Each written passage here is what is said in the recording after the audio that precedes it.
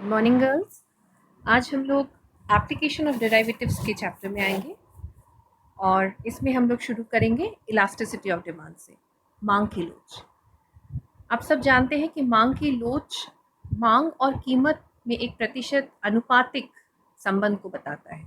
अर्थात जब कीमत में एक प्रतिशत परिवर्तन आता है तो उसके कारण मांग में कुछ परिवर्तन आते हैं। इसी को नापने के लिए हम लोग मांग की लोच के तकनीक को उपयोग करते हैं। So elasticity of demand is a technique wherein we use it to measure the percentage change in demand because of a percentage change in price. We all know that demand and price has an inverse relationship between them. है ना? कीमत और वस्तु की मांग में एक विपरीत संबंध होता है। अगर कीमत में परिवर्तन होता है तो मांग में भी परिवर्तन होता है, लेकिन विपरीत दिशा में। ऐसे में इसको नापने के लिए, मांग के परिवर्तन को नापने के लिए हम लोग मांग की लोच का इस्तेमाल करते हैं। आइए इसको शुरू करते हैं फॉर्मूला से।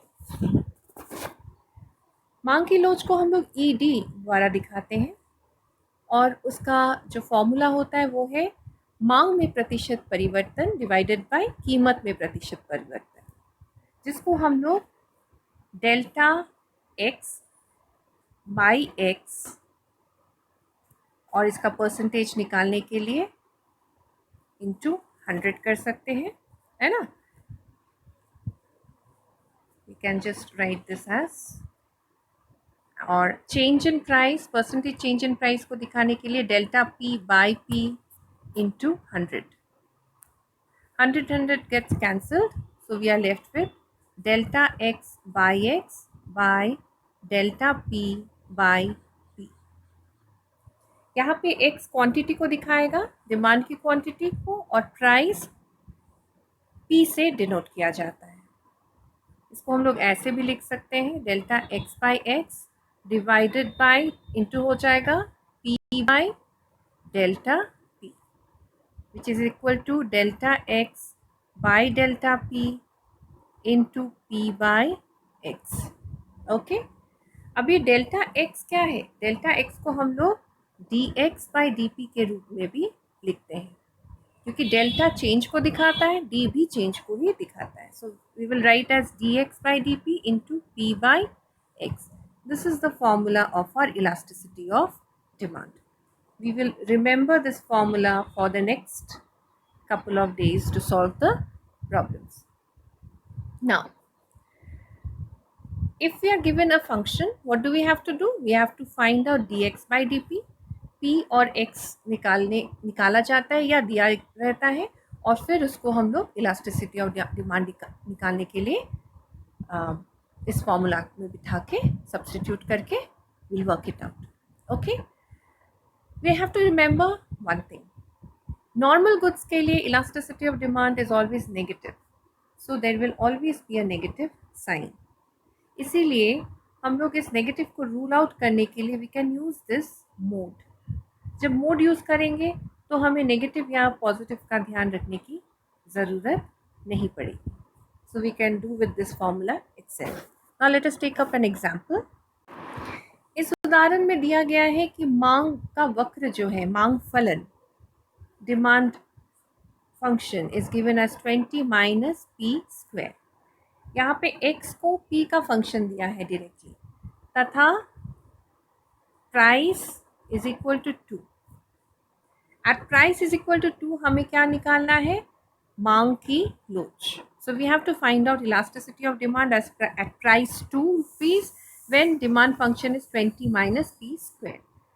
तो इलास्टिसिटी ऑफ डिमांड निकालने के लिए क्या चाहिए हमें? dx by dp into p by x, right. dx by dp यहाँ पे सीधी तरह से निकल जाएगा, क्योंकि this will be dp of 20 minus p square which is minus 2p, right. तो इलास्टिसिटी ऑफ डिमांड क्या हो जाएगा यहाँ पे? यस, माइनस 2p जो कि dx बाई dp है, इंटू p कितना है? 2 है। x कितना होगा? 20 minus p square. Okay, substitute कर लिया हम लोगों ने वैल्यूज़। अब इसको हम लोग कैसे लिखेंगे? यहाँ पे p के वैल्यूज़ भी दिए हुए हैं, राइट। p कितना है? 2 है, तो हर जगह हम लोग p का वैल्यू सब्स्टिट्यूट कर देंगे। So it's 20 minus 2 square. So this is minus 4 into 2 by 20 minus 4 becomes 16, right?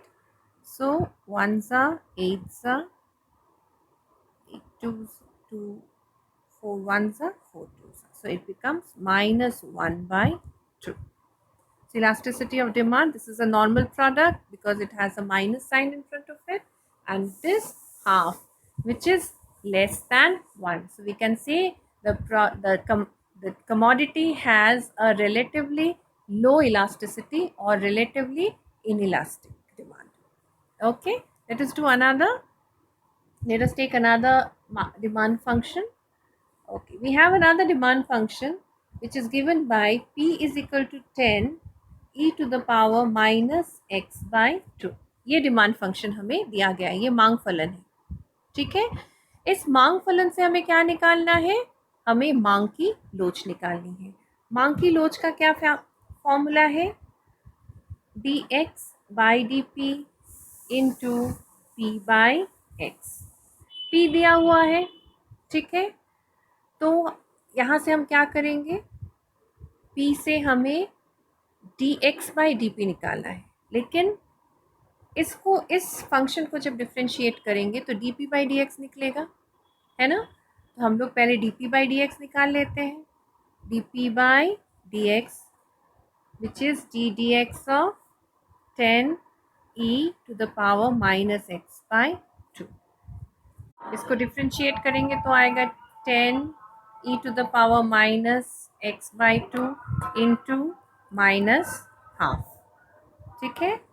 तो 2 and 10 कट के 5 हो जाएगा। So we get minus 5 e to the power minus x by 2। Okay, so this is dp by dx। हमें क्या निकालना है? हमें निकालना है dx by dp। तो dx by dp क्या निकल जाएगा? This is 1 by dp by dx। So it is 1 minus 5 e to the power minus x by 2। So elasticity of demand क्या होगा फिर? dp ये होगा dx by dp into p by x। dx by dp क्या होगा? Minus 1 by 5 e to the power x by 2 into p by x। p क्या है? 10 e to the power minus x by 2, right. और x को हम लोग क्या करेंगे? x ही लेंगे, isn't it? हम लोग x को x ही लेते हैं। तो इसमें हमें क्या मिलेगा? ये टर्म और ये टर्म कैंसिल हो जाता है। So we get minus 2 by x। minus 2 by x is our elasticity of demand।